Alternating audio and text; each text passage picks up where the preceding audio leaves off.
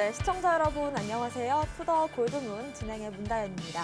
한 일주일간의 눌림목 끝에 지금 현재 비트코인 2% 넘는 상승 보이고 있습니다. 5,200만 원을 넘겨주는 모습인데요. 연준의 긴축과 러시아 우크라이나의 전쟁 위기감, 그리고 또 오미크론 확진자가 5만 7천 명을 넘겼는데도 불구하고 암호화폐 시장 긍정적인 모습이 나오는 상황입니다. 과연 지금부터가 찐 반등의 시작인지 앞으로 매매 전략 한번 세워보겠습니다. 두 분의 전문가님들 모셔볼게요. 먼저 코인 대통령님 어서 오세요. 네, 안녕하십니까. 네, 반갑습니다.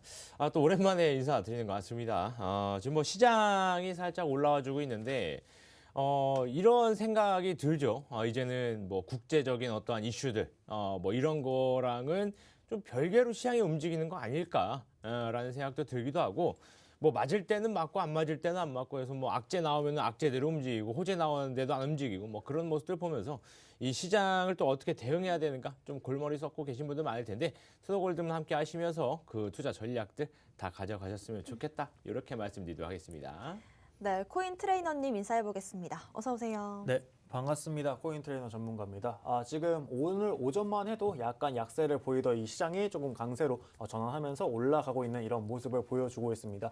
기존에 좀 러시아 우크라이나 악재에도 불구하고 그래도 비트코인이 가격을 42K에서 43K 부근 왔다 갔다 하면서 좀 가격 방어를 안정적으로 잘 해주고 저점을 조금씩 높여갔다 이런 부분들이 조금 반영이 돼서 좀 올라가고 있긴 한데 우선적으로 일단 전쟁 이슈는 아직 해소가 되지 않았고요. 이렇기 때문에 이런 상황 속에서 오늘 저녁 미국 증시 그리고 미국 사람들이 일어났을 때 이제 비트코인의 이 가격 변화 한번 다시 체크해 보시는 게 좋을 듯합니다. 네. 네, 이번 주 특히나 좀 이슈가 많은 한 주가 되지 않을까 싶은데요. 코인 이슈 과백 바로 시작해 보겠습니다. 먼저 악재부터 살펴볼게요. 코인 대통령님. 네, 그 악재 솔직히 뭐 전쟁 지금 뭐 이렇게 하는데 솔직히 잘 몰랐습니다. 전쟁을 저 요즘 바빠가지고 뭐 전쟁이 뭐 어쩌고 하는데 무슨 전쟁이 났나 또 싶어가지고 봤는데 그 또 안 그래도 제가 오늘 가지고 나온 이슈가 러시아 관련 이슈입니다. 그래서 막 찾아보고 막 이렇게 읽다 보니까 진짜 전쟁 났네라고 생각도 또 들었는데 일단 러시아의 암호화폐 때문에 좀 몸살을 많이 겪고 있다라고 조금 말씀드릴 수 있을 것 같습니다. 자, 러시아라고 한다면 뭐 많은 뭐 러시아 하면 딱 떠오르는 게 뭐 그냥 뭐 시베리아도 있고 그다음에 뭐 이것저것 있겠지만 이 암호화폐 시장에서 러시아 굉장히 중요한 시장이기도 합니다. 굉장히 큰 시장이기도 하고요. 그런데 지금 현재 러시아에서 암호화폐에 대한 몸살을 좀 앓고 있다라는 좀 이슈가 좀 두 가지 정도가 있습니다. 그래서 첫 번째가 뭐냐면 일단 작년 사기 범죄 관련해서 금액이 3.13억 달러 정도의 이제 사기 피해, 그 다음에 뭐 돈 세탁 관련 등등 이런 것들이 바로 이제 러시아와 관련된 기업들이 있었다라는 또 이제 조사 보고가 있었는데 작년 돈 세탁이나 랜섬웨어의 74%가 러시아 관련 기업들에 연관돼서 좀 일어났다. 라고도 합니다. 그래서 많은 돈 세탁, 그다음에 딥웹, 다크웹이라고 하죠. 다크웹, 그다음에 뭐 랜섬웨어 등등. 그래서 뭐 작년 한 해 동안 일어났던 굉장히 안 좋은 이 코인의 암호화폐에 대해서 안 좋은 일이 있었던 그 일들이 74%가 러시아에서 일어났다. 라고 하다 보니까 러시아에서 굉장히 좀 이제 안 좋은 인식을 좀 가지고 있는 것 같아요. 그래서 그 뒤따르는 이슈가 뭐냐면 자, 러시아 재무부에서 이 암호화폐의 암호화폐 대출을 금지시키겠다. 그러나 거래는 뭐 제한적으로 허용을 해주겠다라고 조금 이슈가 나왔습니다. 그래서 그 법에 대한 초안은 18일 날 공개가 될 예정이고 그래서 그런지 이 러시아 쪽에서의 좀 안 좋은 움직임들이 계속 보여주고 있어요. 자, 지금 현재 뭐 우리가 계속해서 봐야 되는 거는 이 암호화폐 시장이 어디에서 좀 봐야 되느냐. 뭐 예를 들어서 뭐 아르헨티나, 뭐 인도, 뭐 등등 이런 데에서는 솔직히 볼 필요는 없습니다. 우리가 봐야 되는 거는 좀 이제 봐야 되는 시장이 어디냐? 일단 미국 봐야 되겠죠. 자, 그 다음에 우리나라 봐야 되겠고요. 그 다음 중국 보고요. 그 다음에 러시아, 그 다음 일본 이렇게 봐야 되는데 일본은 솔직히 말씀드리면 암호화폐 시장 전체적인 어떤 그런 걸 본다기보다는 리플 하나가 일본에서 좀 많이 뭐 투자도 많이 진행이 됐고 그 다음에 뭐 예전에 이런 얘기도 있었잖아요. 도쿄 올림픽을 뭐 진행을 할 때 뭐 리플 SBI에서 뭐 이제 리플 뭐 관련해가지고 뭐 이제 이제 오는 뭐 선수단 그다음에 이제 뭐 응원단들 해가지고 그 뭐 이렇게 그 엔화로 바꾸는 게 아니라 리플을 쓰게 하겠다 뭐 그런 뭐 얘기도 있었는데 뭐 어떻게 되는지 잘 모르겠지만 뭐 잘 안 됐죠.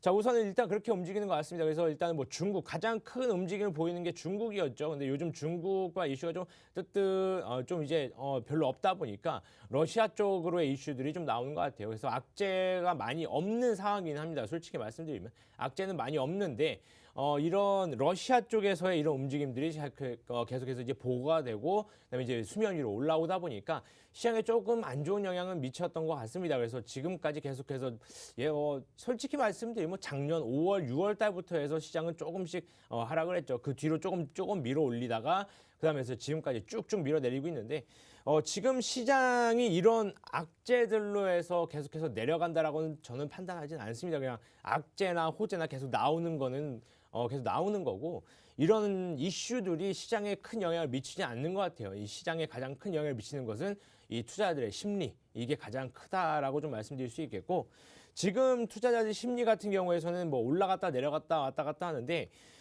아무래도 이제 우리나라 투자자분들 같은 경우에서는 이런 시장에 굉장히 면역이 안 돼 있다라고 볼 수 있을 것 같아요. 어떤 면역이 안 돼 있느냐? 우리나라 주식시장 같은 경우는 30% 위아래로 상한가, 하한가가 있잖아요.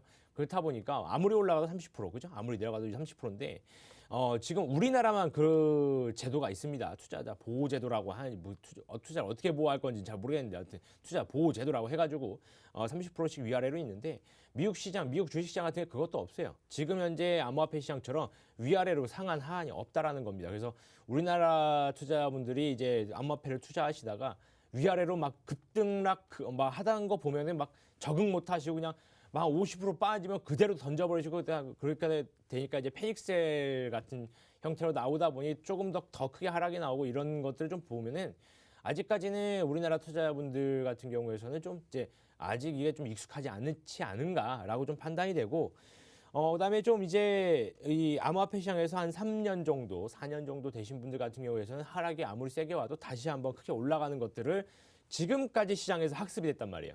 뭐 3년 전 시장에서부터 계속해서 학습이 되다 보니까 이 정도 하락에는 뭐 그냥 버티고 있지 라고 이제 생각을 하시는 분들 많을 거예요. 그런데 이런 투자를 할 때 솔직히 뭐 악재 찾아보고 호재 찾아보고 제가 뭐 러시아의 뭐 이런 뭐 74%가 뭐 안 좋았다 뭐 이런 얘기를 뭐 드리긴 하지만 솔직히 말씀드리면 시장에서 이런 이슈들이 받아들여지지는 않습니다. 거의 대부분 받아들이지 않기 때문에 오히려 그냥 이런 호재나 이슈 뭐 그다음에 악재 이런 것도 찾아보지 마시고 코인 개별 시장 전체적인 이슈가 아니라 코인 개별에 대한 이슈를 좀 찾아보시는 게 좀 맞을 것 같고 그다음에 투자를 하실 때는 여윳돈을 하세요. 어차피 내려가서 그다음에 올라갈 때까지 버티려면 여유 자금을 하는 거지.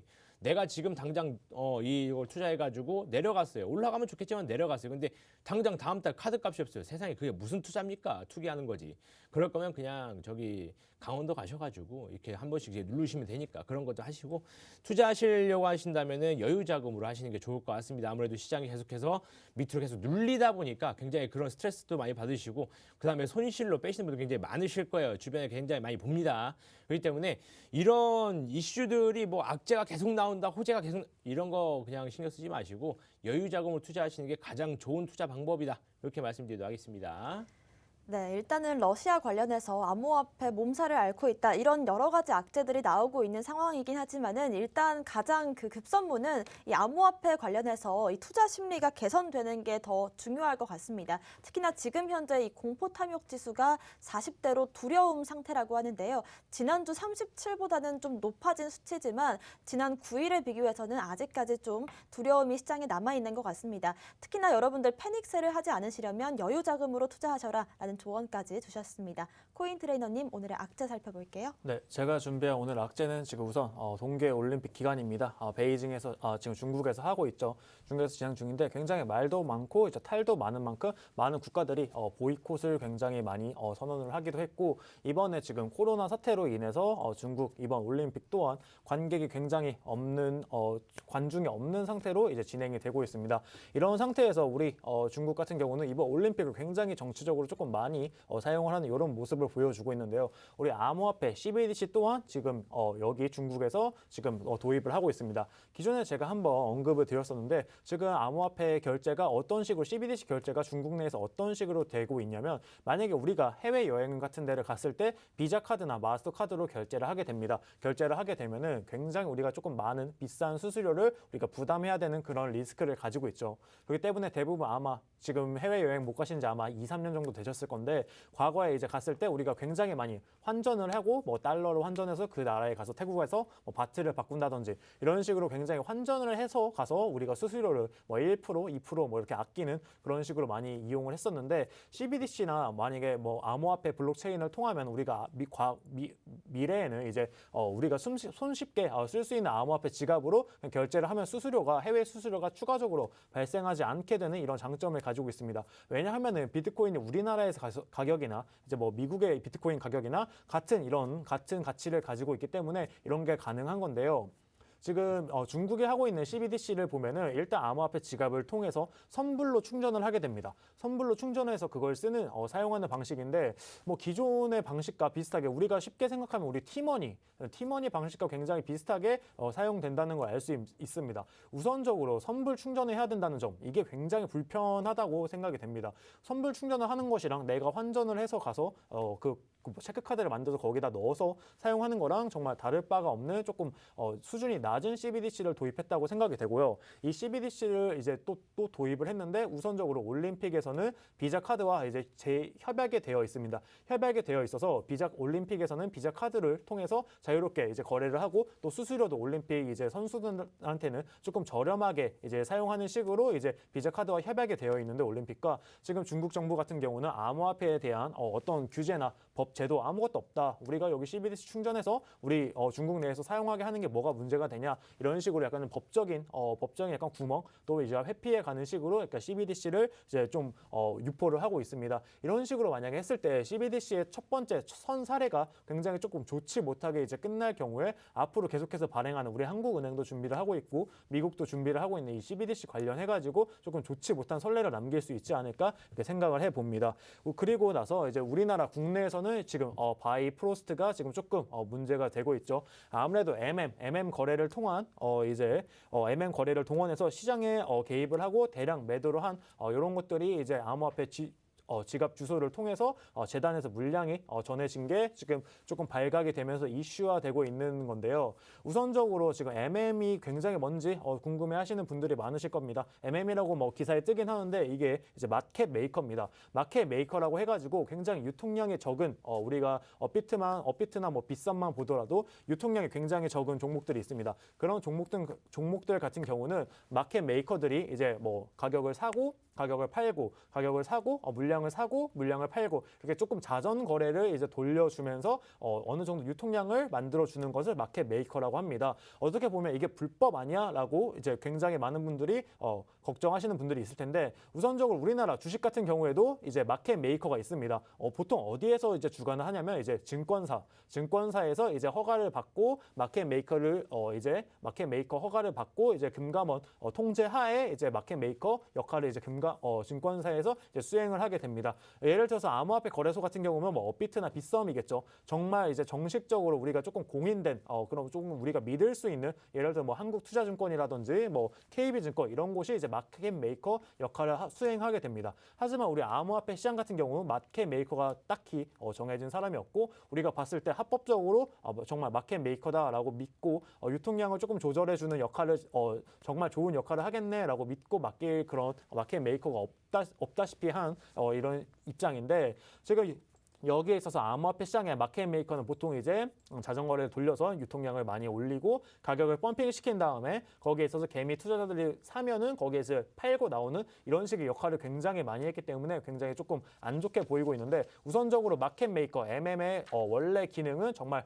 순 기능은 정말 좋습니다. 근데 이 마켓 메이커도 증권사 같은 경우도 이제 마켓 메이커를 하게 되면은 어느 정도 차익이 생길 수 있고 그거를 정말 깨끗하게 공시를 합니다. 하지만 바이프로스트 같은 경우는 마켓 메이커 제 물량이 돌렸음에도 불구하고 따로 공시 의무도 없죠. 공시 의무도 없고 얘네가 평당가 얼마에 매입해서 얼마에 매도했는지 여기에 대한 게 전혀 없습니다. 그러면서 지난번에 이제 기사를 띄우면서 바이프로스트 가격을 많이 펌핑을 시켰는데 여기에 있어서 지금 지갑 주소가 이제 들통이 나면서 굉장히 곤란한 상황인데 바이프로스트 텔레그램이나 트위터에 많은 사람들이 여기에 대해서 항의를 했습니다. 하지만 처음에 바이프로스트 같은 경우는 바이프로스트 재단 같은 경우는 여기에 있어서 텔레그램에 의문을 제기한 사람들을 추방하고 쫓아내고 뭐 사과를 하지 않고 해명을 하지 않는 등 이런 태도를 보이다가 좀 공론화되고 기사가 많이 뜨고 이렇게 되니까 여기에 있어서 유튜브 채널을 오픈을 해가지고 여기에 있어서 뭐 프라이빗 투자자 물량 중에서 시장 가격을 안 주는 범위 내에서 뭐 판단을 했고 해외 뭐 상장 시에는 초기적으로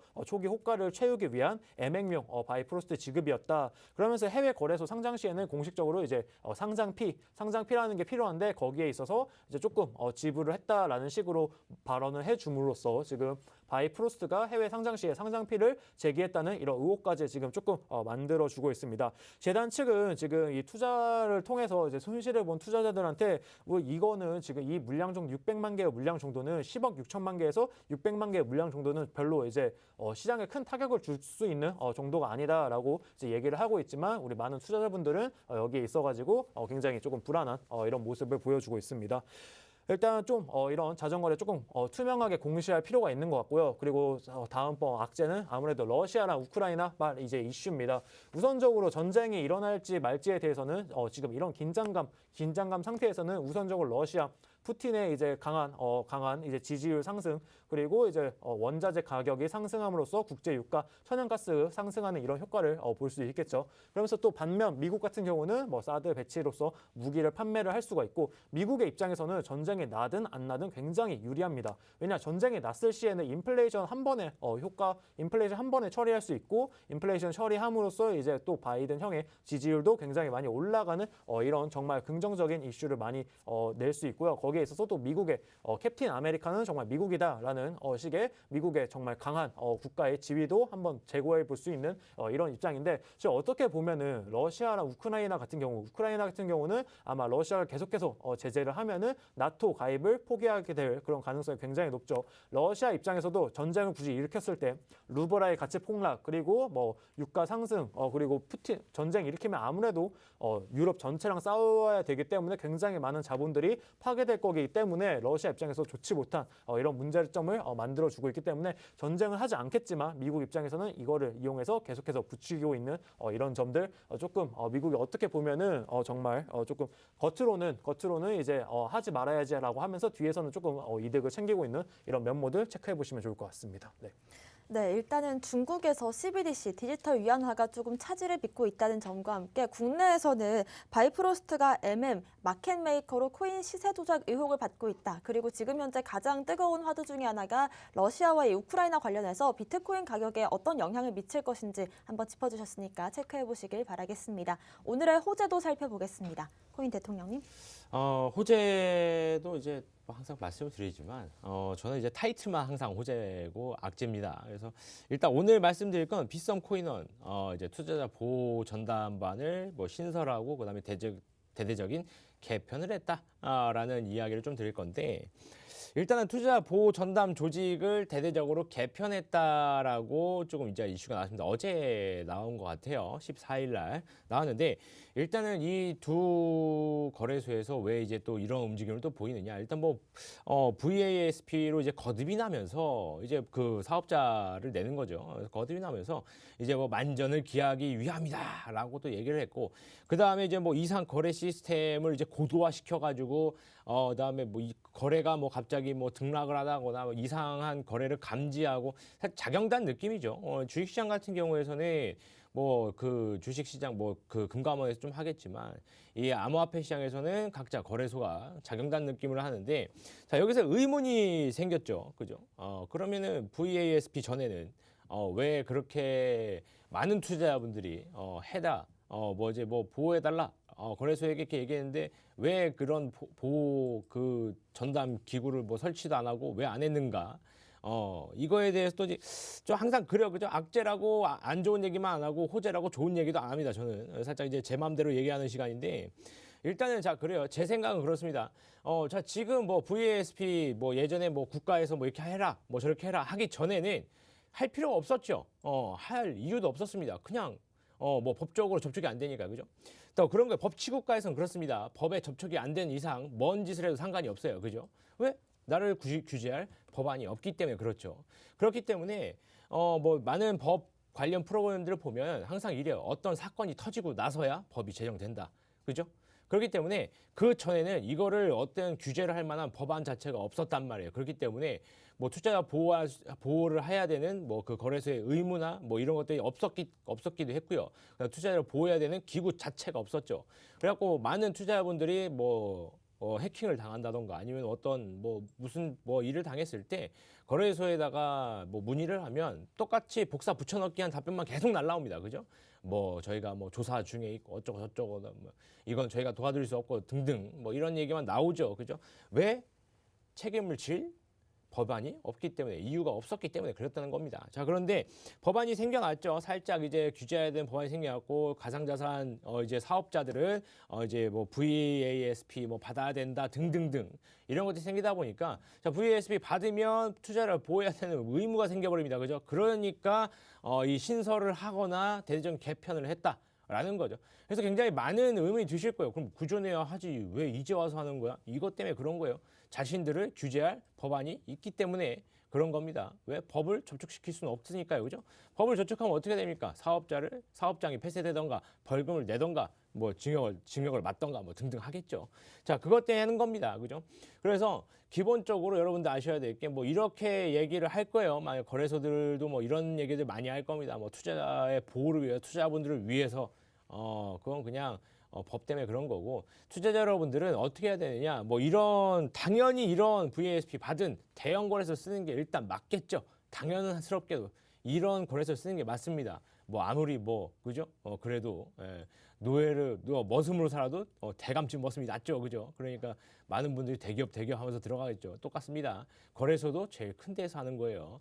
그렇기 때문에 뭐 많잖아요. 우리나라에 이제 3대 거래소, 4대 거래소 하잖아요. 그쪽 거래소만 이용을 하시는 게 좋고 그다음에 다른 거래소도 있을 거예요. 많은 거래소 있을 텐데 그런 거래소도 웬만하면 하지 마세요. 최근에 어떤 거래소 제가 이제 너튜브에다가 그 기사 내용을 그대로 읽어가지고 한번 찍어 올린 적이 있습니다. 뭐 그 검찰에 와서 압수수색을 하고 뭐 그 거래소에 있던 거래량의 95% 이상이 장부 거래였고 거래소에서 조작한 거다. 이걸 똑같이 얘기하는데 저한테 고소를 하더라고요. 아무튼간에 뭐 명예훼손을 했다는 뭐 어떻게 뭐 지금 아직도 아무것도 없긴 한데 자 그런 경우가 굉장히 많다라는 겁니다. 특히 중소형 거래소. 거래소의 주 수입원은 여러분들의 거래를 해서 먹는 수수료. 이게 가장 큰 주 수입원일 거란 말이에요. 그다음 뭐 광고료도 있을 거고 등등 하겠지만 자 그런 것들이 없어요. 그럼 어떻게 됩니까? 거래량을 늘려야 되겠죠. 기본적으로 투자자분들이 많이 투자를 없는 거래소는 매출이 낮을 수밖에 없습니다. 그럼 어떻게 하겠습니까? 장부 거래 할 수밖에 없어요. 그죠? 그리고 뭐 다 그렇다는 건 아니지만 뭐 그럴 수 있는 가능성이 높다라는 거죠. 자, 그렇기 때문에 중소형 거래소는 웬만하면 사용하지 마시고 그냥 대형 거래소 가서 사용을 하시고요. 뭐 또 투자자 보호를 또 해준다고 하죠. 또 웬만하면 뭐 이런 뭐 사건 같은 경우에서는 다 투자자 보호를 또 해준다고 하니까 이런 거래소, 투자자 보호를 해주는 거래소, VASP를 획득한 거래소 이런 쪽으로 투자를 진행하시는 게 가장 좋겠다. 이렇게 말씀드리겠습니다.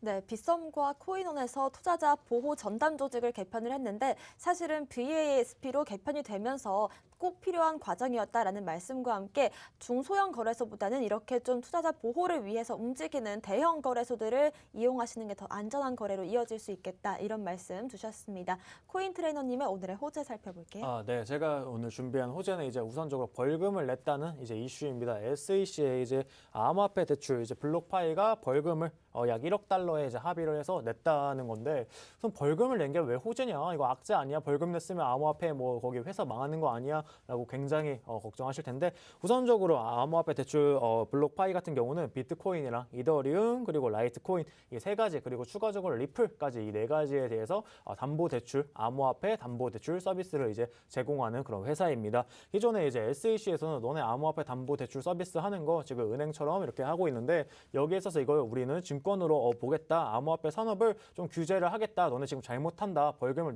내라라고 했는데 여기 여기 이제 블록파이 입장에서는 우리 오케이 알겠다 암호화폐 벌금 내고 여기에 맞춰서 너네 규제 안에 맞춰서 새로운 상품을 판매를 하겠다라고 얘기를 하면서 기존 고객 같은 경우는 우리가 만들어 놓은 이 서비스를 사용하면 되지만 앞으로 새롭게 우리 암호화폐 대출을 이용하고 싶은 고객 같은 경우는 우리가 새롭게 증권법에 맞춰가지고 새로운 상품을 출시를 하겠다라고 얘기를 해주었습니다. 이제 규제 안으로 이제 들어오면서 암호화폐 대출 서비스 또한 이렇게 벌금을 내고 합의점을 도출하면서 증권법에 맞추어서 규제안 안으로 들어온다는 거 체크하시면 좋을 것 같고요. 예를 들어서 뭐 기존 미국 은행에 3만 달러 이상을 예치를 한 경우에 이자를 90달러, 180달러 이 정도밖에 받지 못하는 데에 반해서 암호화폐 여기에다가 예치를 했을 경우에는 약 한 2,907달러 정도로 연 한 9%에서 10% 정도의 수익률을 이제 올릴 수 있다고 합니다. 안정적으로 이제 스테이킹을 함으로써 이제 조금 이렇게 많은 수익률을 올릴 수 있다는 거.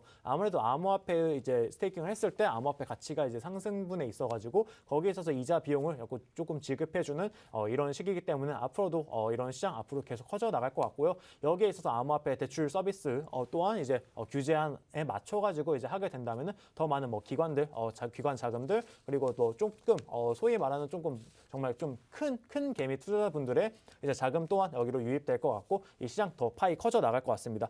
그러면서 이제 또 우버 미국 같은 경우는 우버가 이제 환경 이슈만 해결된다면은 블록체인 암호를 통해 가지고 이제 우리 결제 시스템을 도입하겠다고 합니다. 우리나라 같은 경우는 카카오 택시가 거의 대부분의 우리 콜 택시를 이제 점유를 하고 있죠. 미국 같은 경우는 경쟁자가 많지만 아무래도 우버의 점유율이 굉장히 높습니다. 그러면서 최근 같은 경우는 탑승 횟수가 177억 회로 이제 거의 코로나 이전의 수준을 거의 다 회복했다고 해요. 미국 같은 경우는 이미 코로나가 거의 다 종식이 되어가는 진행 중이고 거기는 정말 이제 감기 수준으로 굉장히 약해졌기 때문에 사망자도 줄고 지금 다시 이렇게 돌아가는 시점에서 우버 같은 경우는 또 이제 ESG 최근에 이제 굉장히 많은 기업들이 ESG 해가지고 환경을 굉장히 보호하려고 하는데 이런 비트코인이 여기 채굴하는 데 있어서 정말 많은 전력을 소모하기 때문에 여기에 있어서 환경 문제만 조금 해결해 준다면은 우리 우버 같은 경우는 정말 적극적으로 마케팅 수단이 아닌 정말 우버를 위한 정말 편리한 결제 수단으로서 이제 암호화폐 지갑을 사용하겠다라고 얘기를 했습니다. 그러면서 이 타이밍이 좋게 인텔 같은 경우가 이제 여기에 맞춰서 암호화폐를 채굴을 할 수 있는 ASIC라고 CPU 칩을 조금 개발을 했다고 해요. 기존에 이제 전력량보다 투입 전력량 약 15% 가량 이제 조금 줄일 수 있으면서 중복 연산을 이제 조금 제거하는 방식으로 그러니까 기존에 한 번 계산했던 거를 이제 두 번, 세 번 똑같이 이거를 검사를 안 하고 한 번 계산한 거를 확실하게 계산 결과값을 가져감으로써 이제 중복을 조금 제거함으로써 전력을 굉장히 조금 많이 줄일 수 있는 이런 칩을 추가적으로 개발했다고 해요. 그러면서 제가 저번에 언급드렸었던 그런 암호화폐 채굴 기업 같은 곳에서 많은 수의 인텔의 이 CPU 칩을 지금 선 주문이 많이 들어가고 있다고 합니다. 그러면서 이제 뉴욕 증시 상장을 증시 상장을 계획 중에 이제 채굴 업체인 그리드 인스트럭처도 이제 여기에 공급 계약을 맺었고 인텔도 여기에 25% 이상을 이제 공급한다 이런 식으로 지금 어마어마하게 조금 이렇게 공급량을 늘려가면서 지금 비트코인에 이제 조금 환경 파괴적인 부분이 있는데 이 부분을 줄이려는 노력이 조금 계속 돼가고 있는 이런 입장이라는 거 체크하시면 좋을 것 같습니다. 네. 네, 일단은 이 SEC와의 얘기가 나올 때마다 우리가 걱정할 부분이 아니라 오히려 규제권 안으로 들어오면서 암호화폐 시장에 기관들도 유입이 되고 좀 더 안정적으로 클 수 있는 이런 호재로 작용을 할 것 같습니다. 그리고 암호화폐 관련해서 친환경 이슈들 빼놓을 수가 없는데요. 우버와 또 친환경 채굴기 소식까지 체크해 보시길 바라겠습니다. 코인 이슈 흑과백 살펴봤고요. 저희는 잠시 뒤에 코인쿡으로 돌아오겠습니다.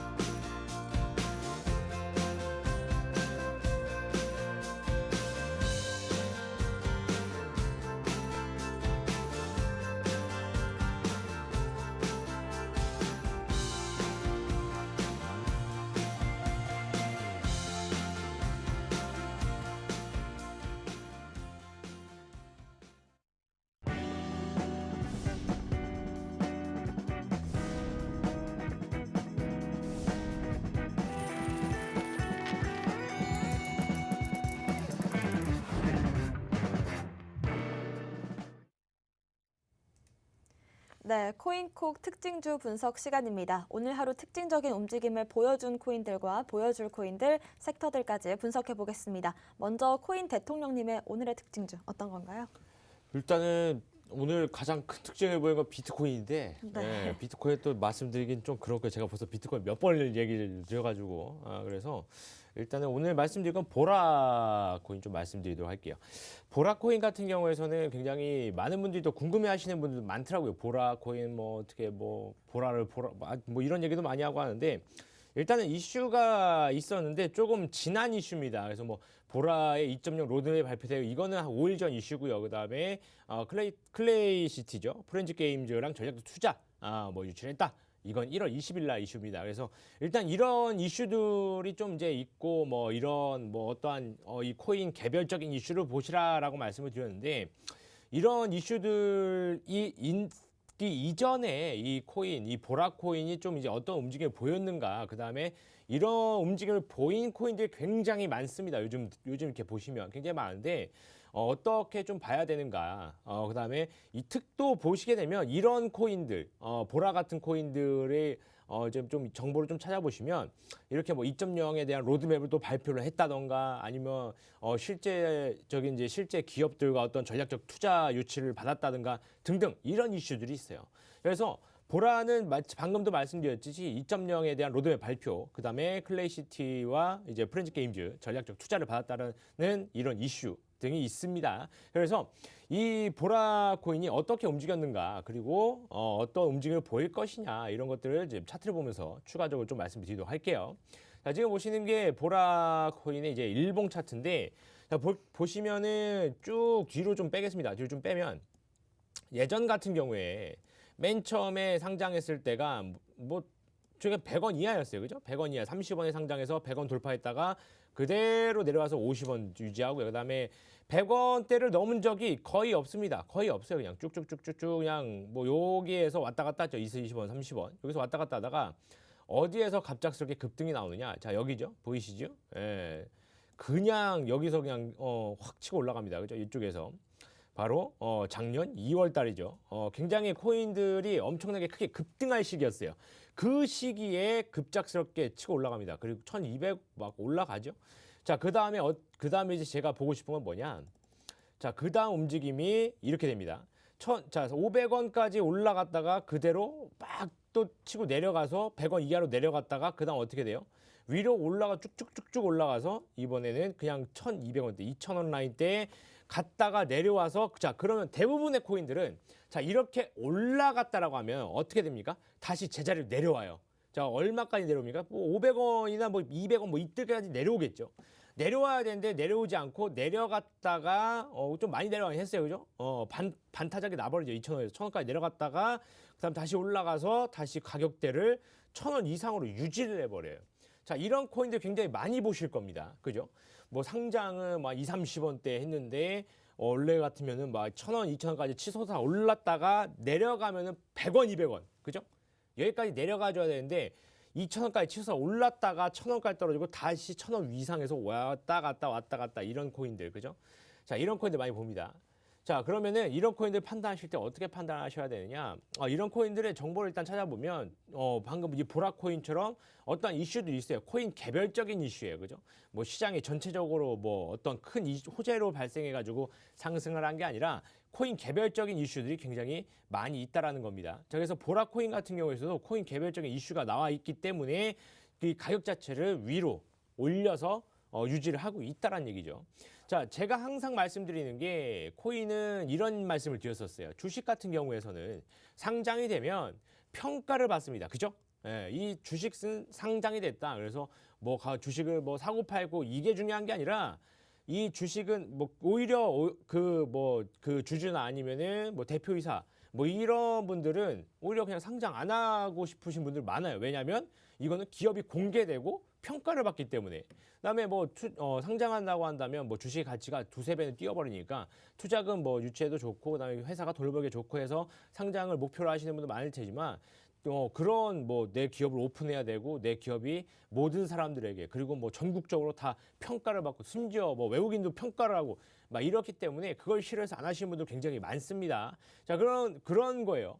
자, 평가를 받고 그다음에 내 기업이 공개가 되고 그다음에 적정 가격이라는 게 생겨버려요. 이 기업이 이런 일을 하고 있고 매출은 이 정도인데 부채는 이 정도고 순이익이 얼마고 자산이 얼마고 이 주식의 이 기업의 주가의 적정 가격은 1,000원이다.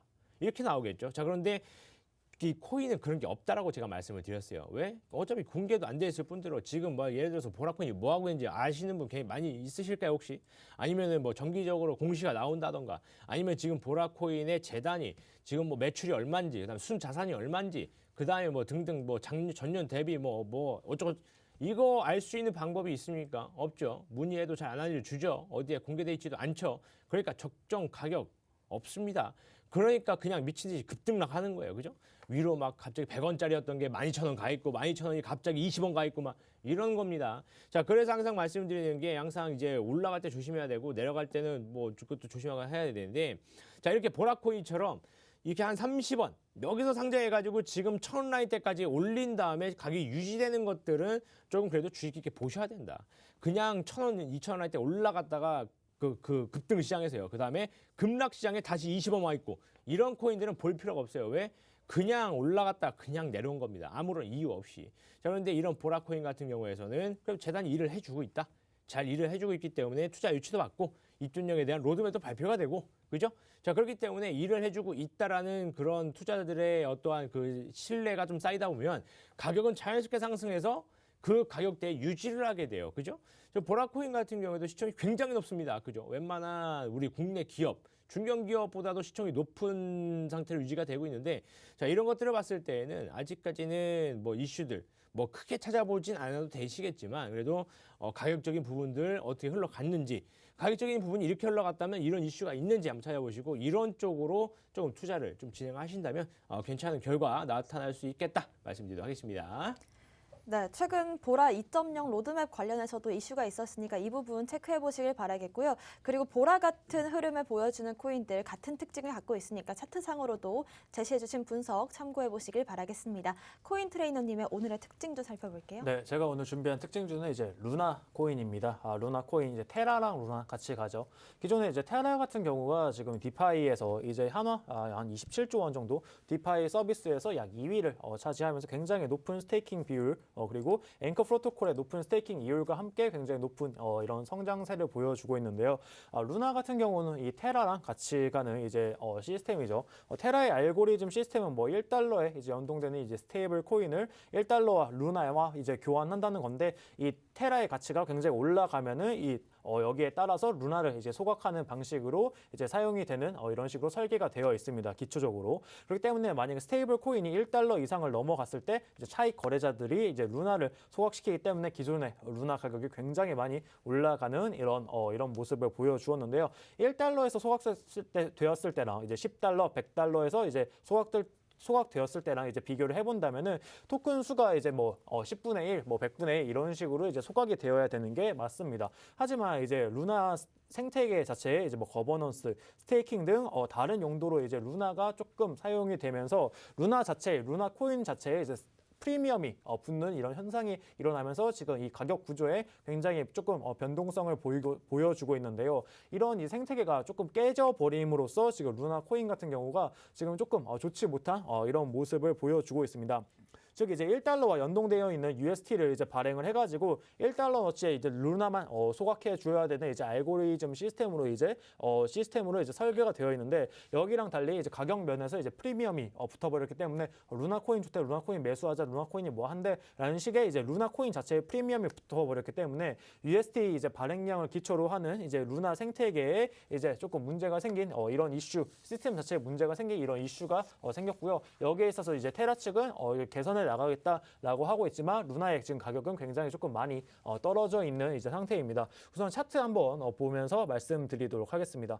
우선 차트 보시면 제가 옛날에 이제 루나 같은 경우는 이제 추천주로 한번 갖고 왔었죠. 루나가 이제 테라의 발행량과 따라서 굉장히 많이 소각을 하고 있던 요 시점, 제가 아마 추천드린 시점이 약 이 정도 구간으로 이제 알고 있습니다. 조금 원이 큰데 아무튼 이 정도 구간에서 이제 추천을 드렸었고, 그때 이제 MACD가 꺾이는 순간 여기죠. 이 순간 이제 매도해라라고 그때 말을 해드렸는데, 그때 많은 분들이 루나 지금 너무 많이 오른 가격에서 지금 추천 들어간 거 아니냐라고 하셨는데, 지금 그때 제가 말씀드린 이 가격대만 해도 약 20% 이상 아마 수익 다들 보셨을 거예요.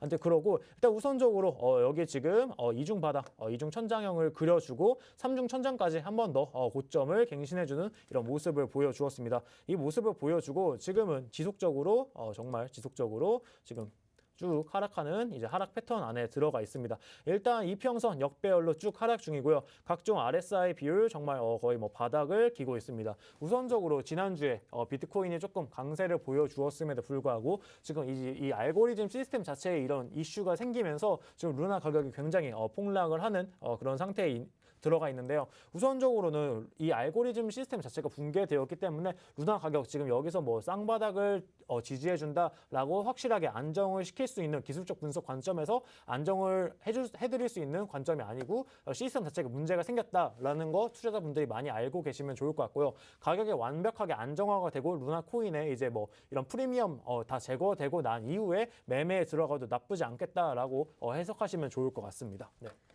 네, 일단은 루나 같은 경우에는 과거에 코인 트레이너님께서 공략주로 한번 설명을 해주셨는데요. 지금 현재 디파이 프로토콜 TVL 2위를 차지하고 있다라는 소식과 함께 지금 현재 좀 프리미엄이 껴있는 상태이기 때문에 이 부분이 해소된 이후에 투자하시는 것도 방법이다라는 말씀 주셨습니다. 오늘의 공략 코인들 살펴보겠습니다. 코인 대통령님. 오늘 이제 좀 공략해볼 만한 코인은 이제 시장이 살짝 반등을 주고 있다라고 좀 기대를 해본다면 다시 한번 크게 올라가 줄 수 있는 코인으로 한번 말씀드려보도록 하겠습니다. 바로 알고랜드입니다. 알고랜드를 또 이제 오늘 공략으로 좀 이제 말씀드릴 건데 굉장히 이렇게 생각하시는 분들 많을 거예요. 많이들 겹치네. 알고랜드 분명히 누군가 한번 했던 것 같은데, 그리고 왜 갖고 나고 또 이렇게 생각하실 텐데, 여러분들 투자할 때 여러분들 한 코인 투자할 때는 여러분들 투자금의 10%만 하는 겁니다. 내가 만약에 100만 원 있어요. 그럼 10만 원 넣는 거예요. 100만 원 다 넣지 마세요. 아셨죠? 그래서 이제 여러 가지를 넣고 그다음에 제시해드리는 여러 가지 이제 가격 라인대에서 매매를 해보고 공략을 해보는 겁니다. 그러니까 막 첫 회 방송 뭐 했다가 나 1,000만 원인데 1,000만 원 다 들어갔다가 지금 뭐 그런 거 안 돼요. 아셨죠? 분산 투자하시기 바랍니다. 그래서 알고랜드 말씀드릴 건데 일단 차트 보면서 말씀드리도록 할게요. 자, 알고랜드 차트인데 굉장히 차트가 좋아요. 제가 봤을 때는 상장한 다음에 급등하고서 그대로 내려온 다음에 그 다음에 올라간 적이 없이 그냥 쭉쭉 내려가고 있습니다. 너무너무 좋죠. 그런데 지금 가격만으로도 시총 굉장히 높아요. 7조가 넘어가는데 여기에서 죄송합니다. 더 올라가면은 뭐 시총이야 뭐 그렇겠지만 일단은 가장 제가 중요하게 보는 건 바닥 라인의 이 바닥 지지 라인 여기에 좀 도달을 했다라는 거예요. 예전에 한번 내려왔다가 다시 한번 쓱 올라갔다가 그다음에 내려와서 다시 한번 쓱 올라가려고 하죠.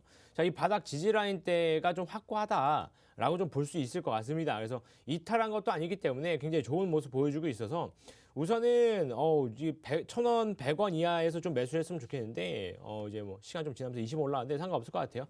그래서 그냥 지금 매수하셔도 되는데 일단 제가 말씀드리는 건 1,100원 이하에서 매수하시면 좋을 것 같고 목표가는 1,500원 이상에 좀 말씀드릴게요. 1,500원 라인대가 어디냐면 바로 이쪽 라인이에요. 바로 이쪽 라인. 1,500원 라인대. 그래서 요 라인인데 자, 여기 같은 경우에서는 왜 이쪽에다가 조금 이제 매도를 잡느냐? 지금 보시게 되면 바로 위에 라인대 지지 저항 라인대가 하나가 있어요. 바로 1,600원, 그다음 1,650원. 그다음 여기 좀 더 크게 좀 1,700원 요 라인대예요. 1,500원에서 1,600원에서 1,700원 사이. 요 사이에 매물대도 좀 크게 있고 이렇게 있기 때문에 여기에 돌파하려고 쭉쭉쭉 올라갈 수 있는 가능성이 굉장히 높습니다. 그리고 저기에서 맞고 떨어질 가능성이 굉장히 높아요. 자, 그런데 제가 굳이 1,500원에다가 거는 이유가 뭐냐면 대부분 지금 보시게 되면 이평선 62선 이평선도 1,500원에 맞으려고 지금 내려오고 있어요. 그죠? 내려오고 있어요. 자, 근데 맞게 되면은 61선 맞고 떨어진단 말이에요. 자, 그러면 어떻게 되냐? 위에 1,700원, 1,600원 라인대에 있던 매물대에 있던 그 투자자들이 1,500원까지 올라왔네. 지금 1,000원에 매도 치는 것보다 지금 매도하는 게 훨씬 더 이득이죠. 그죠? 예, 내가 1,000만 원 날아가는 것보다 200만 원 날아가는 게 800만 원 버는 거란 말이에요. 그죠? 그러니까 페익셀 한번 또 땅 쳐버리면 그대로 또 1,000원까지 훅 내려갑니다. 자, 그렇기 때문에 1,500원에다가 목표가 잡으시고 움직이면 굉장히 좋을 것 같고, 그렇게 좀 이제 물론 올라가면은 더 가나요? 더 가나요? 뭐 욕심이 좀 날 수도 있는데 욕심 버리셔야 돼요. 가장 제가 좋아하는 대사가 있는데 예전에 영화 타짜에서 이런 얘기가 있었죠. 적당히 먹었으면 뒤도 돌아보지 말고 일어나서 가셔야 됩니다. 아셨죠? 욕심 부리다가 이거 날아가는 거예요, 이거. 자, 그렇기 때문에 1,500원에 좀 잡으시고 손절은 딱 10%만 잡도록 할게요. 1,000원. 1,000원 이하로 떨어지게 되면 아직 없었던 신저가기 때문에 1,000원 이하로 이탈하게 되면은 손절하셔가지고 추가적인 하락 대비하셔라. 이렇게 말씀드리도록 하겠습니다. 네, 알고랜드 같은 경우에도 작년 한 해 큰 상승 보였던 코인인데요. 지금 현재는 또 지지라인 부근에서 반등 가능성을 보이고 있는 코인이다. 이렇게 분석해 주셨습니다. 코인 트레이너님의 오늘의 공략 코인 살펴볼게요. 네. 제가 오늘 준비한 공략 코인은 이제 알파쿼크입니다. 알파쿼크 우선 보시면은 뭐 시가총액은 약 한 1,000억 정도 되고요. 뭐 디지털 자산 재산권을 다루고 뭐 NFT, 메타버스 뭐 이런 좋은 얘기들 많이 써져 있는데 우선 차트 한번 보도록 하겠습니다. 우선 알고랜드가 아니라 알파쿼크 조금 같은 RC라서 제가 조금 당황했는데요. 알파쿼크 같은 경우 보면은 지금 이 구간에 와 있습니다. 이 구간이 어디였냐? 과거의 흐름을 봤을 때 상승을 시작했던 라인이죠. 이 라인입니다. 과거에 이 라인에서 시작해서 쭉 저점을 높여가면서 이렇게 상승하는 상승 패널 안으로 들어오게 해주었던 이 라인이고요. 자세하게 또 보신다면은 여기 보시면 계속 저점을 높여가면서 계속 올라가는 이런 패턴을 그려주다가 지난 이제 12월 3일 이후에 이제 조금 추세가 확 깨지면서 지금 현재는 지금 조금 하락하는 이런 그림을 그려주고 있죠. 그림을 그려주고 있는데 우선적으로 추세 라인을 본다면 하락 추세 깨고 하락 추세 라인을 이탈한 이런 모습을 확인하실 수 있습니다. 우선적으로 하락 추세를 깼고 지금 보시면 이평선이 다 모여 있어요. 지금 상승을 시작하고 눌림목 구간에서 지금 가격 안정적으로 방어 잘 해주고 있고요. 우리 피보나치 한번 그거 본다면은 저점부터 시작해가지고 지금 목표가까지 봤을 때 지금 0.382 라인에 딱 위치를 하고 있습니다. 보통 0.382 라인이면 상승을 시작하고 그다음에 3분의 1 정도 살짝 눌렸다가 다시 한번 상승을 도약하는 이런 그림이라고 볼 수 있는데 밑꼬리 또한 0.5 라인 우리가 구간에 이제 올라갈 것인지 내려갈 것인지 이걸 판단하는 지표인 0.5 라인에서 밑꼬리 달고 반등을 해주었다는 거 아주 조금 긍정적인 지표라고 볼 수 있고요. RSI 비율도 무난하게 정말 너무 과매도도 아니고 지금 이런 시장에서 아직까지 펌핑이 오지 않은 듯한 이런 무난한 RSI 비율을 보여주고 있습니다. 과거에 여기 상승을 시작했을 때 RSI 비율과 굉장히 유사한데 약 50% 정도 정말 무난하게 지금 약간의 매수세가 살짝 들어오는 듯한 이런 그림 그려주고 있기 때문에 지금 현 구간에서 매수하시면 아주 좋을 것 같아요. 현 구간에서 약 3,500원, 3,400원대 라인에서 한번 매수 들어가시는 거 좋을 것 같고요. 손절가 라인 같은 경우는 조금 짧고 1차적인 손절가는 이제 한 3,100원 선에서 1차적으로 반 매도하시고요. 그다음 만약에 정말 나는 조금 더 버티겠다. 코인 조금 더 길게 봐야 되는 게 아니냐라고 하시면 여기 외바닥 잡아준 요 라인대입니다. 2,600원 정도에서 이제 나머진 정말 최종 마지노선으로 이제 매도하시고 손절하고 나가시는 거 이제 추천드립니다. 그리고 나서 목표가 같은 경우는 조금 기존의 이제 박스권 라인입니다. 이 라인. 기존의 박스권을 유지해줬던 오랜 동안 매물대가 있었던 이 라인입니다. 기존에 여기 윗꼬리도 한번 남겨주었던 이 라인이죠. 이제 4,400원 라인이고 1차적으로 아마 저항은 이제 4,000원 구간에서 1차적인 저항 맞을 거니까 거기 잘 뚫고 가는지 한번 체크해 보시고 잘 뚫고 올라가는 게 보인다라고 하시면 가지고 계시고 뚫지 못하고 내려간다라고 하시면 거기서 이제 반입절 하시고 또 추가적으로 이제 추세 지켜보면 좋을 것 같습니다. 그리고 각종 지표 또한 지금 MACD 빨강색 선이 계속해서 우상향하는 이런 그림 그려주고 있습니다. 지금 추세 완벽하게 전환되어서 지금 올라가는 이런 그림 확실하게 그려주고 있다는 거 지금 눌림목 구간에서 그려주고 있고 과거에 이제 상승을 했던 상승기의 초입기에 지금 들어와 있다는 거 체크하시면 좋을 것 같습니다. 네. 네, 오늘의 공략 코인 알파쿼크와 알고랜드 살펴봤고요. 조금 더 자세한 차트 분석은 잠시 뒤 오후 1시 반부터 이어가도록 하겠습니다. 저희 무료 방송 함께 하실 수 있는 방법 안내해드리겠습니다. 먼저 컴퓨터로 들어오시는 분들은요. 팍스경제TV 홈페이지 접속하시면 됩니다. 좌측 하단 보시면 투더 골드문 배너가 있는데요. 배너를 클릭하시면 바로 전문가님들의 실시간 무료 방송 함께 하실 수가 있습니다. 또 핸드폰 이용하시는 분들은요. 녹색 창에 투더 골드문 검색하시면 검색하시면 상단 링크 연결해서 또 함께 하실 수가 있습니다. 잠시 뒤 오후 1시 반부터요. 횡보하는 시장 속에서 매매 전략 어떻게 잡을 건지, 지금이 반등의 시작인지 이 부분 같이 한번 체크해 보시면 좋을 것 같습니다. 오늘 저희가 준비한 소식은 여기까지입니다. 또 본 방송에서 제공하는 정보는 투자 판단의 참고 자료일 뿐이며 특정 자산 가치의 상승과 하락을 보장하지 않는다는 점 유의하시길 바라겠습니다. 저희는 다음 이 시간에 오겠습니다. 시청자 여러분, 고맙습니다.